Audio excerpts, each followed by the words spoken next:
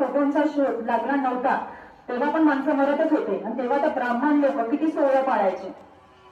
आता तर आपण त्याच्यातलं काहीच करत नाही, पण तेव्हा ब्राह्मण लोक किती सोहळं पाळायचे. तेव्हा तर फोटोचा शोध पण लागला नव्हता. बघा काय लागतं माहितीये का, आपलं गोत्र लागतं. गोत्र. आपण नाशिकला जातो, नाशिकला नारायण नाग बली करायला, कोणत्या प्रकारची शांती करायला आपण जेव्हा जातो ना, तिथे पितरांचे फोटो घेऊन जातो का? नाही घेऊन जात. तिथे काय लागतं? गोत्र.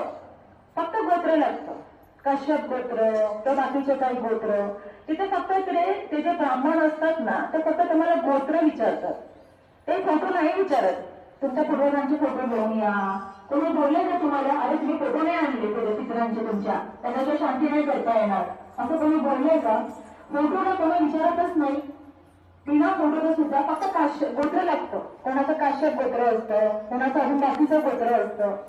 त्यामुळे फोटोची गरज नाहीये, तरी आपण त्यांना बंदिस्त रूपाने घरामध्ये फोटो ठेवतो आणि मग ते शाप देतात, बदुवा लागतात. का? तर ते पुढे पण जाऊ शकत नाही, मागे पण नाही येऊ शकत. मागे कसं येऊ शकत नाही, शरीर जाऊन नष्ट केलं तर फोटो प्रेम स्वरूपाने बंदिस्त करून ठेवले.